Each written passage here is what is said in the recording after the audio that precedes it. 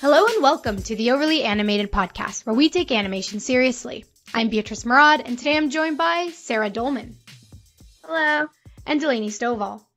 Hey, y'all. Today we will be discussing Disney Channel's new animated show, The Owl House, specifically what has aired so far, which are the episodes 2 through 5. If you haven't seen any of these episodes, go watch them and then come back. Consider that your spoiler warning. You have been warned. Find out more info about this podcast at overlyanimated.com. You can subscribe to us on Apple Podcasts, on Spotify, or you can subscribe to us on YouTube at youtube.com/overlyanimated. All right, so let's start with just, because you both were on the premiere podcast, which plug, if you haven't listened to that, you should listen to it. How has Owl House been doing in this early run? You know, has it managed to live up to the quality that you saw in the premiere? This is considered kind of the more challenging period of shows. I mean, of animations, but I think of any show, because this is like when it's kind of setting up the groundwork, starting to introduce you to the characters, set the tone for what it wants to be. So how has it been going so far, Sarah? I think it's been really great so far. I mean, the premiere was a lot to live up to, but I think overall I've been still really enjoying the show.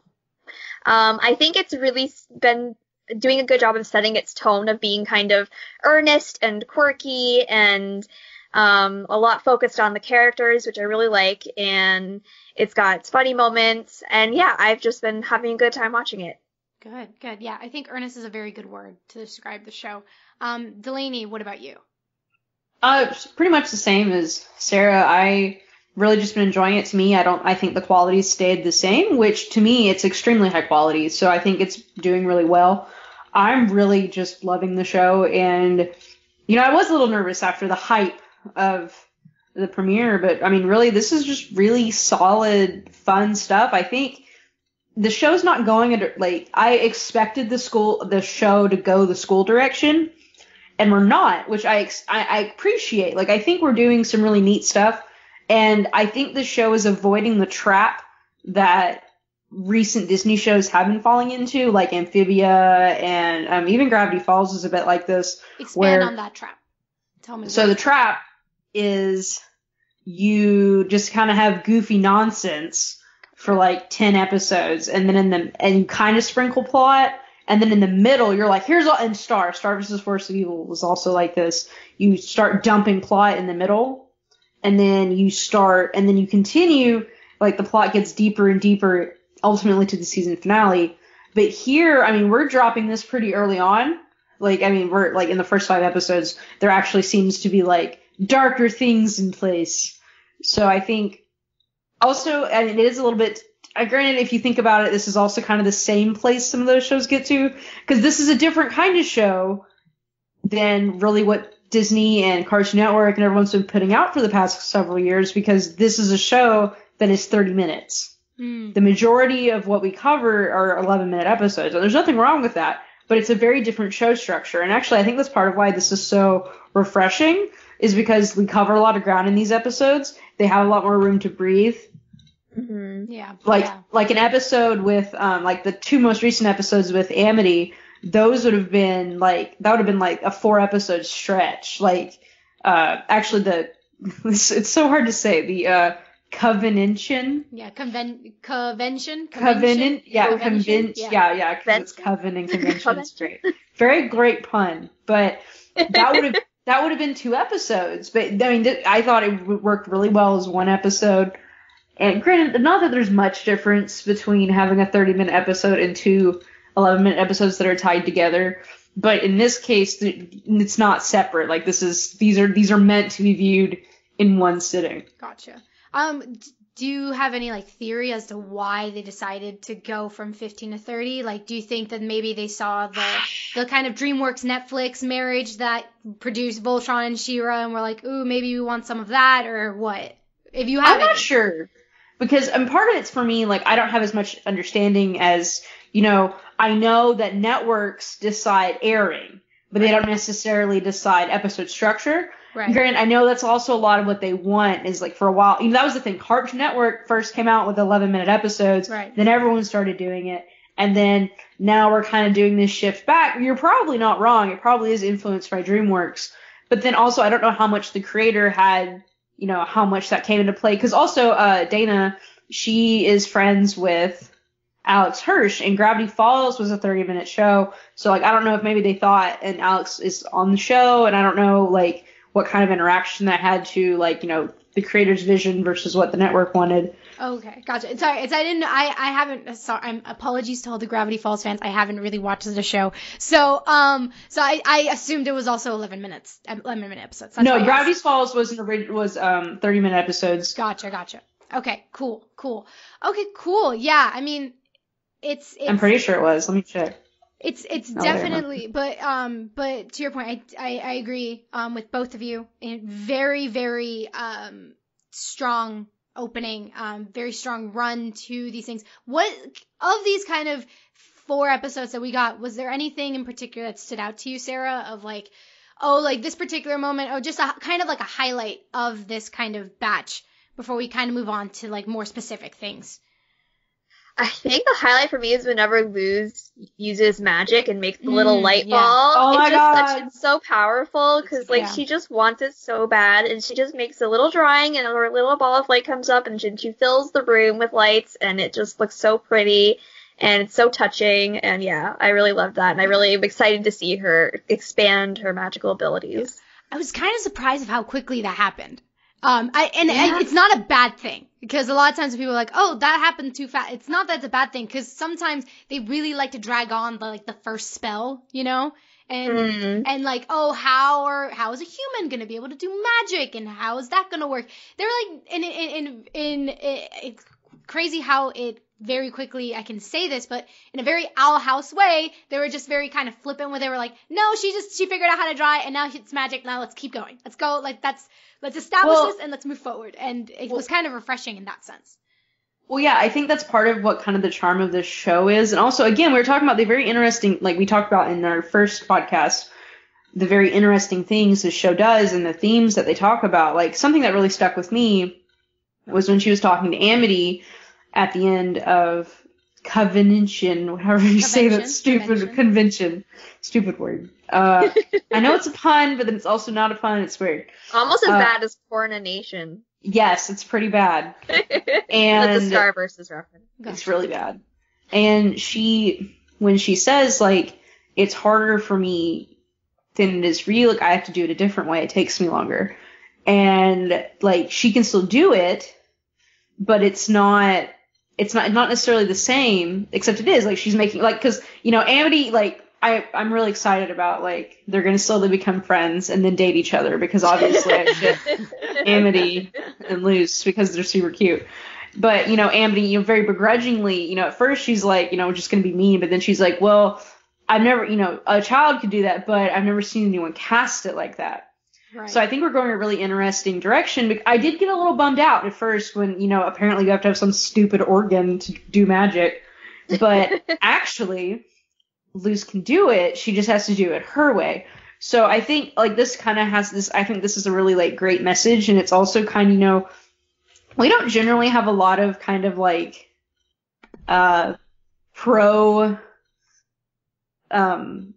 non-able stuff in media. Like, we don't usually have a lot of stuff that's like I'm trying to figure out how to word this. Like people who can do things in different ways than right, the exactly. Quote, like quote, we don't normal way. Yeah, quote, and not in a way that's like quirky, but like literally like Luz can't do it this way. The, you know, quote unquote, like the easy way or whatever, but she can do it this way, and this kind of, you know, she's made this modification so she can do it. And obviously, you know, this is very different than, you know, what if we had a character in a wheelchair? That's a very much different representation than this. But, like, this is a kind of a very, this is still a very good message. Yeah, it's sort of a thematic way of exploring it rather than, like, a literal way. And kind of also this idea of, like, almost exploring, like, learning disabilities. Like, she can't learn it the way the other kids can. So this is, and then she figured it out herself. Like, this stuff's really interesting. And I really enjoyed that exchange between Amity and Luz. Also, the light balls are cute, and she's adorable when she gets super excited. And then she learns it, and then she's like, okay, now I'm going to blind Ida. Yeah. Blast her with it. Well, yeah, I mean, once you learn the spell, there's no limit to that spell.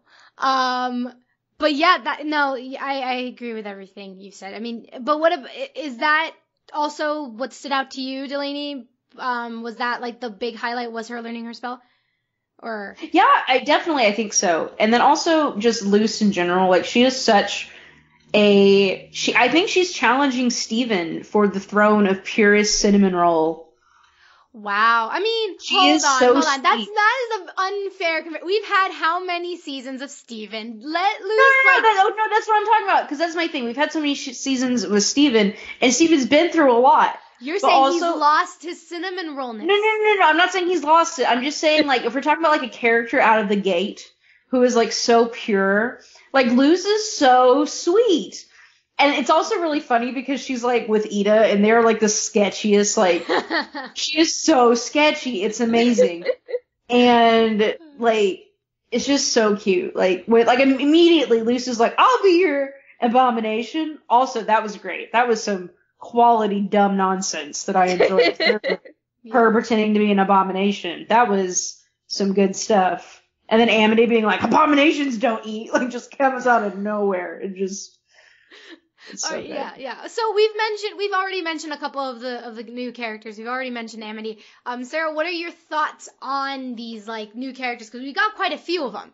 We got Willow, we got Amity, we got Gus, we got Lilith, which was, like, wild for me. I was like, that's what I want to explore. You know, Luce is like, oh yeah, background information. Yeah, I was like, I was not expecting. I was like, already we're going into the family stuff with Ida. Oh my goodness. But Sarah, like, tell me, like, what's the character that stood out to you of them, and like, just give me your thoughts on this, like, this cast that was just introduced. It's hard because they're all great. I mean, I love Amity. I think she reminds me a lot of myself in just, like, wanting to be the best at school and just wanting to be really admired by teachers and all of that kind of thing. So, like, she reminds me of little Sarah. But were you mean? No. I would say minus the mean girl quality. Okay. I do think I don't think she's too mean at first. Like, she's kind of like borderline mean girl. She definitely says mean things, but, like, at first you just kind of feel bad for her. That was rude. That was the thing. I didn't think she was mean until Convention, whatever. That's Convention. Episode 5. We can just call it episode 5. Yes, episode 5. She wasn't mean until then, and then I was like, oh. Okay, all right. Delaney, I'm assuming that Amity is the one as well that you kind of gravitate towards of the new cast. Okay. Here's the thing. So I hadn't watched the episodes until, like, a couple days ago because, like, Fridays are a hard day for me. But okay. So I checked the Discord, right? And I'm not trying to get spoiled, but everyone just kept yelling about Amity. So I, like, got a little amped up about Amity. So I was excited to meet her. But I liked everyone. It's probably Amity and Lilith. Not that there's anything against Willow and Gus. Like, they both seem great. We just don't get to, like, I think they're cute little, like, buds. So I'm hoping to see more from them. I mean, it makes sense that we're having more, like, drama. I do enjoy that Gus and Willow are just like, okay, yeah, Ida's cool, whatever. I'm gonna, like, defend Willow and Gus because they're adorable. They are great. I just don't know how to explain them too. The whole, like, high five nonsense was amazing. Like, the whole, that's like, true. and it's like, and that's like a really, like, again, like, it's not like a super, like, in your face heavy thing, but it's like that whole thing of, like, oh my god, like, you have with Gus this kind of character that's like, oh my god, I love everything about your culture being he's humans. Literally and he's Arthur Weasley. Basically, I don't know who that is, yes. But point is, and he's like, I love everything about humans, aka your culture, and, like, I want to learn everything about, and I'm like, but they do it in this way, and it's like, it's not something there, but it's like something to think about, and I'm like, ooh, I wonder how they're gonna work with, like, this, and I'm like, oh, that's, like, there's potential there, and then Willow is this, like, precious, like, controls plants and is amazing, and, like, oh man, I'm fresh out of, like, the Harley Quinn movie, so I'm just thinking about Poison Ivy, and I'm like, oh my god, Willow, she's like the Poison Ivy of this world, like, let's go. not saying that she should kill anyone or anything, but I'm just saying she's great, and I'm all about the plant power. And I'm also a really big fan of the voice actress who does her. So anyway, very big, strong cast. A lot of potential, I think, is the biggest thing with them. Mm-hmm. And again, Lilith, you don't understand. I saw her and I was like, who is this? I think it's just and what's really strong with the show is that they're just very cleverly giving us like really strong introductions to these characters, and there's just so much potential. There's so much they can do, and they're moving at this like pace that I was not expecting, where it's like they're just very efficient. I think the word I'm looking for is efficient. Yeah, it's not too fast, but it's also not slow. Like it's not, and I don't feel like we're being spoon-fed information. Yeah. Like everything feels very natural. Like I think the reason the show is doing so well is because for once we're watching a show that knows how to do exposition. Mm-hmm. Because like Voltron sucked in exposition. Like it was so bad. And then even She-Ra struggles with exposition because it's trying to balance like being a new show and being a reboot. Right. And it like doesn't really know like right. She-Ra's almost like we just get no information, and then Voltron spends the first 4 episodes boring you to death. Gotcha.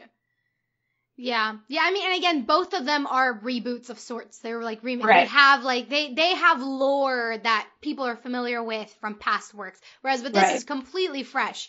So maybe that's also something where they're like they're a little bit more, I guess. They have a bit more flexibility with what they can show and what they can't, and right. what that may mean, also, because we don't know what that means, because there you have all the information and we don't. Well, it took time for Steven Universe and Star to reach points where it just didn't feel like it was goofy for no reason. Right. Mm-hmm. And so I feel like that's another thing that the show's doing really well, is that we have a plot, but we're also fun. Yeah, because I was going to say, I was like, but they still do have hijinks. Like, hijinks do ensue. Which is fine. Like, we have an episode completely dedicated to to subverting the Chosen One, which I don't know if that has anything to do with plot, but, like, the fact that there's a teen prince of Angstmore, like, that to me, I'm like, that is fun. That is crazy fun. Well, and also, but we have, like, that has really great character moments in it, like with Ida, and when she has to go and save Luz, and, you know, that's also another really important episode for Luz. And so, that's the thing, like, Star and Steven and Amphibia struggle, like, in the beginning without, like, with, you know, being goofy and then having a point, which you don't have to have a point, and you can just be goofy.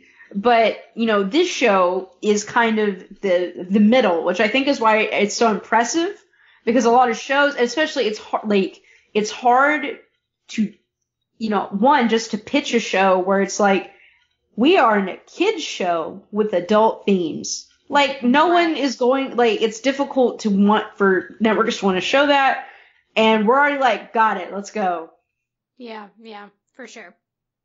And the thing is also, like, the adult themes in this show, I don't think are, so I don't even think when they pitch the show, they're like, oh, and, like, it's gonna have adult themes. I don't even think they're pitched that way. I think it's just the way it's written. I think, especially when it's, like, with children's entertainment, a well-told story is going to always have these themes. That doesn't necessarily, it's going to have complexities, and that doesn't make them adult or children.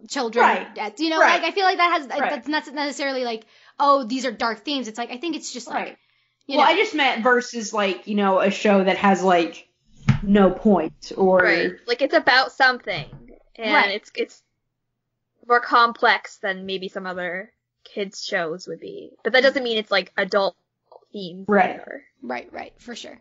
So let's talk about Luz and Ida's relationship, because that's, I think, what's been most interesting to me of the episodes, is just kind of the development. Kind of like it's still, they're so cute. It's like there is still this kind of awkwardness. There's this kind of, we don't quite know. I think it's by the end of Covention that Ida finally starts, like, taking Luz seriously as a student. Like, it's not that she didn't before, but now she's like, okay, well, all right, now, like, or maybe it's like with the first spell, she's like, okay, now I can see her potential, and then Covention happens, like, all right, now let's get serious about this. Cue the "I'll make a man out of you" song. So what is your takes on this relationship, how it's been developing so far, and just tell me why it's so great, Delaney. So, one, I think it's very natural, which is why why it's so impactful. So again, we're now to episode 5. Yes. And you were talking about it's awkward. So it's awkward. You know, I mean, the second episode, she's like, "Who are you again?" Which was really funny. That was great. And, you know, trying to, like, get her to slow her roll. And Ida's like, listen, like, magic's is not that big of a deal. Like, who cares? And, like, you know, and Ida's just kind of, like, using her to do work. But then, that's the other thing, you know, as we continue through the episodes, they actually start to build a relationship. Like, one, we know, despite Ida trying to act like she is the toughest person on the Boiling Isle, she is just a giant softie. And we even have this big reveal. Like, King didn't even know about the curse. That's a big deal. Yeah. And so we have them opening up, and, you know, and Luce, you know, comes to the rescue. Like, she could have chosen to stay in the, you know, fantasy land with Angstmore dude, but she didn't. She, you know, saved them, and so, you know, developing this relationship. And I think also another big part was when King and Ida were having, you know, their little wager, like, "Oh, I'm a better teacher than you are." And then I think also realizing that she had lost Luce, but then Luce came back. Which that was also, like, really cute. Like, when she was like, "I need you." And, you know, and them just realizing that they both have things to learn from each other. Which I think and then when we get to Covention, it's more this, I said it right that time. Yes, you did. Very proud. Is, you know, learning more about Ida's philosophy kind of with magic, and we're, again, you know, Luce is still learning more about this world. And so I think it's just they're growing together. And again, I mean, we don't really have a timeline yet, but Luce hasn't been there very long. So this is, I think it's, again, just very natural, and they've already been through some stuff together. So I think that's a big part of it. And again, it's just how they both are. Like, Luce is very, like, she's serious, like, she's really serious about learning magic, but she's a kid, she's fun, and she's just a sweetie. And then Ida is like this cranky old lady who's secretly the sweetest person on earth. So, and then you have King, who's adorable, and I love him. For sure. What about you, Sarah? Like, what are your takeaways from, like, how this relationship has been developing so far? I mean, Delaney covered it really well. I think you definitely have a lot to learn from each other. I think Ida's become, like, a really wise voice for Luce in terms of, like, learning how to accept herself for who she is and not need other people to, like, define her as being special. And then, you know, Ida sort of, like, seeing things from Luce's eyes, and how Luce sort of wants to explore magic in a different way and be vulnerable, but also explore, like, what these different kinds of ways of being a magical person are. And I think it's sort of, they're kind of both opening each other's eyes. Yeah. Were you surprised by the curse reveal?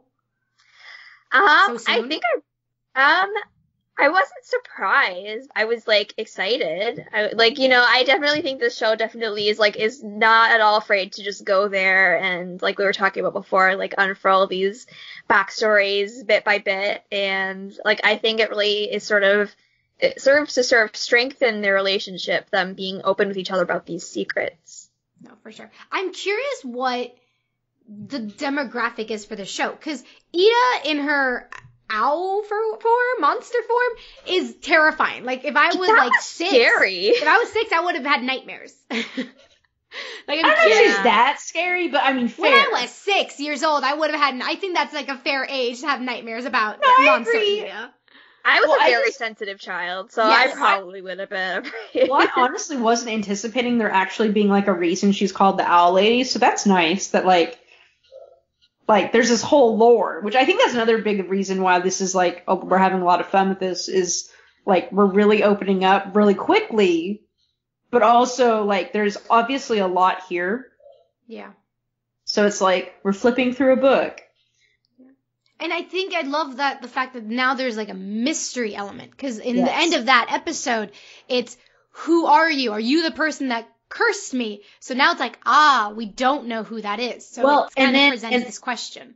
And even though she's joking with Lilith, like she was playing her, she was like, it's obviously getting worse, which that's true, because she made a comment about how she looks, and she does not look like, she doesn't look the way Lilith looks. Right, like you notice the lines under her eyes as opposed to Lilith. I was paying attention to that, and how Lilith said, like, I wasn't even expecting to see you. So obviously the curse must be having some impact on her.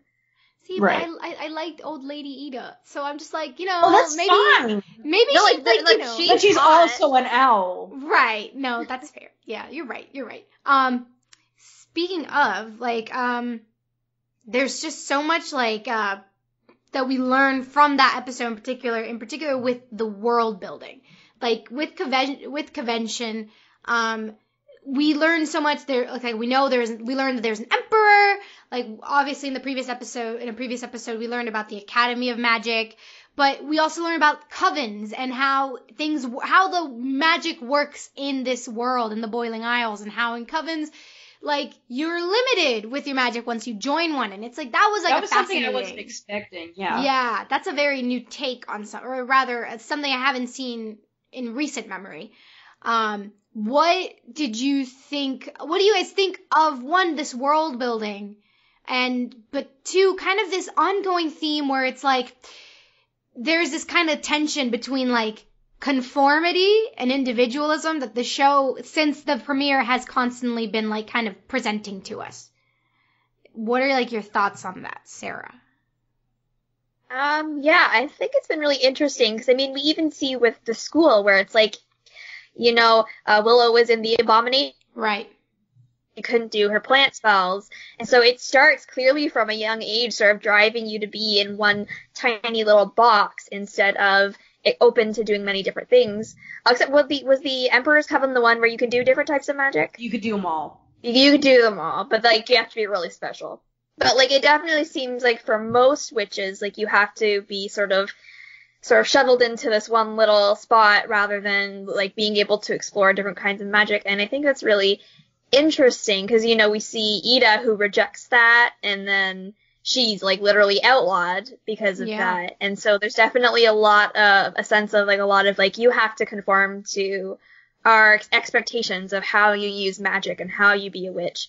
And it's definitely not easy, as we see even in the first episode with all of those people in that jail or whatever, like, people who aren't embracing the being the same as everybody else or fitting into a certain way are definitely punished for it. For sure.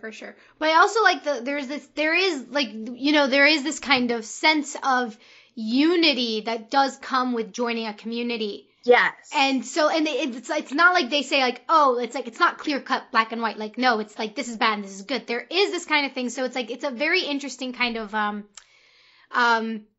presentation of and commentary on this kind of tension between, like, you want to be your true self, but by virtue of joining a group of people, you are in a way losing a little bit of who you are, which is interesting. Like, and it's that's an interesting kind of complicated thing to present, especially to, like, it's not something I thought I'd find on Disney Channel, which created High School Musical, that created very strong barriers that people broke.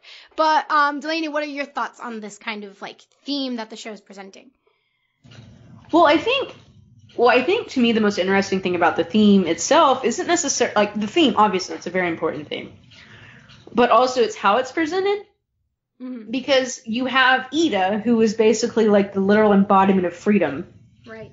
But then we have Luce exploring this world, and I think even Luce makes this comment, like, yeah, I know, individualism's the best, but, like, I have to go see for myself. So I think I'm really enjoying how the show is going about this, is we're seeing everything, and we're seeing it very, like, clearly, like, very balanced. Like, you are left to make your own judgment. And, well, I guess I should say, like, the show is steering you to the correct judgment, but, like, it's balanced. Like, covens don't seem that bad, but then we also see that they limit your magic. Right. But then we also see that you can use all your magic if you're, like, super duper special. And again, I do also think, like, the show's dealing with a lot of extra layers. Like, I'm pretty sure at this point, Ida was supposed to join the Emperor's Coven, decided not to, and that's why she's, like, A wanted an outlaw. criminal. Yeah. And So- something interesting you say is you say she's like the freest, she's the embodiment of freedom, but then she's Right. also the one that's cursed, right? Right, she's cursed, and she's also, yeah. she's lonely. Right. Hmm. No, for sure. But yeah, that's like, there are a lot more themes that the show deals with. But before we get to one final thing, just again, word on like the world building and how kind of effortlessly it is. Any thoughts on kind of what, maybe say if like someone who wants to make a show, what can they take away from how this show in particular is building all this? Well, I think it's hard because, again, we don't know we don't have the quote unquote the whole book. We don't have the whole story. We don't Right. know everything in the universe. But right now, this just seems very fleshed out. Like, even the first 5 episodes, we've seen this world. We've seen the Boiling Isles. We've seen the bones of the Boiling Isles. Like, we saw that. Yep. We've seen, like, magic. We've even learned a little bit of how magic works. We've had a vague, like, they did magic differently in the other times, but then also apparently there's this organ. And then we have schools, and then you go into covens, and, like, there's very much because I think the big part of this, like, world building is a lot of times people kind of get caught up in the details, but also you need to build a society. Like, Right. we are beginning to see, like, the ins and outs of this society, which I think that's kind of, you have to go from the ground up. I think that's kind of, like, the big takeaway, I would say, is this, like, you don't want to just have random ideas. They have to tie together, and I think that's what's been going so well, is, like, it's this weird fantasy world, but, like, there is a sense of structure. Yeah, for sure. Sarah, any thoughts on world building? And if not, then tell me, what are your thoughts? Is there any particular theme that kind of stood out to you from this? Well, Beatrice knows because I told her that I was thinking about something, but like on that previous point, like I think what makes the show more than just the world building, and I think that's where like some shows get kind of lost in trying to make their lore really interesting and complex, and when they miss out on the characters. And so that's where I think this show really shines, is like balancing those two things. Mm-hmm. But yeah, and so the sort of the theme that I wanted to talk about, which it does connect to the sort of idea of individuals and conformity, but it's this idea of Luz wanting to become a witch because she wants to feel confident in herself and worthy of being accepted by herself by others, because back at home she was made fun of, she was sent to the principal's office, she was trying to just be herself, and like that wasn't acceptable for other people. And so we see throughout the course of these episodes her sort of exploring what it means to be herself and to want to become a witch, and how that factors in. So, we have the second episode of the series, where she's so excited to be a chosen one. She's made to feel super special. She really wants to feel like she's there for a reason, because nobody understood her back at home. And it comes from a place of like questioning herself and whether or not she's really worthy of this. And, then at the end of the episode, Ida says, if we all waited around for a prophecy to make us special, we'd die waiting. That's why you need to choose. And I think that really carries itself through the rest of the episodes, this idea of what makes you special and what you want to be. So we have, Luz wanting to go to witch school. We have Luz wanting to learn magic from Ida, but then Ida wants to go to bed, and she says, I was nobody before, but becoming a witch is my chance to be someone. And so like this seems really strong to me. I was wondering if either of you had any thoughts on the theme. I mean, yeah, that's that's something that was really interesting. And that's why I think episode 2, I think, was, for me, one of the episodes that really stood out, which is because in one episode they kind of, subvert this kind of chosen one dynamic, right? This trope.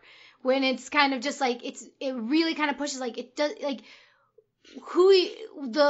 it's what you do that and who you are and you thinking you're important is what's more important than just what people think of you, right? And it's in that sense, I think, and maybe this is why I gravitate so much to Ida, is because she doesn't care about what people think, and that to me is something that's incredibly difficult and takes a lot of strength, and especially for someone like Luce, who has been, who has been told and even sent to a camp to try and, quote, get reformed, to be able to have, kind of a figure to look up to say, that says, like, be who you are, embrace who you are, that's where you're going to find that magic. And her journey, like, that's the journey I'm really going to be looking forward to seeing, is Luce just gaining this confidence, and especially given, like, her age, and the fact that she's just this young teenage girl, which is, like, I feel like the most vulnerable time for a teenage girl, because so many people are telling you what to be, so many people are telling you, like, how to be, what not to do, and, like, what not to like, or whatever, and it's her kind of growing in confidence with her choices, and decide in her decisions. And I think that's something that, again, with the show, Delaney, you mentioned how, the show, they're like these crazy hijinks, but they mean something. They matter. I think the reason that they matter is because there is this, like, emphasis on the decisions made by each character. And it's also, this idea of choice. Exactly, this idea of choice, and, like, the decisions these characters make give us insight to the characters and their psyche. Right. So, like, you have, like, when Ida says, like, Ida decides to take Luce on, when Ida decides to ignore Luce, and Luce is like, well, I'm still gonna go and find this path, and she makes her mistakes, but she learns from them, and she's allowed to grow from them, and then so on and so forth, like, just even, like, Willow being like, choosing, like, being able to now be able to choose the plant track, even small things like that. It's just like having these decisions that may seem microcosmically small and unimportant are actually crucial to the development of these characters, and and they feel like they matter, and because they do matter, and that's kind of how, being able to decide something is, I don't want to, like, tie in Harley Quinn again, but there's an animation, it's animated, so now there's a reason. So there's an animated show, completely not the age demographic or for this that matches with the Owl House, but where there's an episode where Harley Quinn goes, like, is supposed to decide something, but she doesn't know who she is, so she can't make a decision. She can't make up her mind, to the point where she literally becomes, like, comatose. She just freezes. And that's what this is. Like, and this show has, like, with Owl House, they're just continuously making these choices and emphasizing that it's what you do, and by virtue of you deciding something, you are in turn choosing yourself, and you're voting for yourself, and you're, like, being confident and believing in yourself because of the choice, because you're able to make this choice and take this step. And I think that's, what comes to mind when it comes to these things of self-confidence, and how, like, worthiness is something that's self-decided and self-inflicted. Well, it's not, like, it's not that being weird is okay. Like, and again, there's differences, nuances to, like, these themes. Like, it's not just, like, being who you are is okay, but you have to choose, like, you're choosing to be yourself. Right. And that's, like, ultimately what, and that's really what, I think that's really, like, what I'm, like, what you're saying is, like, excited about seeing Luce's journey, and, like, because that's also the thing, too, is, like, Ida ultimately chose herself over, all these other influences. Right. Granted, she also has other stuff she's dealing with, because she's an owl, but, Right. It's whatever. No, for sure. Please. Well, like, I wanted to, like, sort of say, like, like, a foil to Luce's journey is Amity's, where she's really entrenched within this school and coven system, where her sense of self-confidence, as I mentioned before, like really comes from being a top student, being good at school, being the best protege in the Emperor's Coven. And so being good at magic, much of what Luce also wants to do, but within the set of structures that sort of limits her individuality. And so it's really interesting to sort of compare those two. And then, we have Ida rejecting the conforming nature of these structures. And so seeing where Luce makes her own decisions to fit in and how she ultimately is going to feel about these decisions. Because, on the one hand, if she tries to follow this set of structures and be a good witch as defined by the Society of the Boiling Isles, is she going to feel accepted by others because that's what's normal and accepted? Is she going to be happy then, even though she might not be embracing her individuality? Or is she just going to reject that and perhaps also maybe not be accepted by the society there in the way she might be yearning for?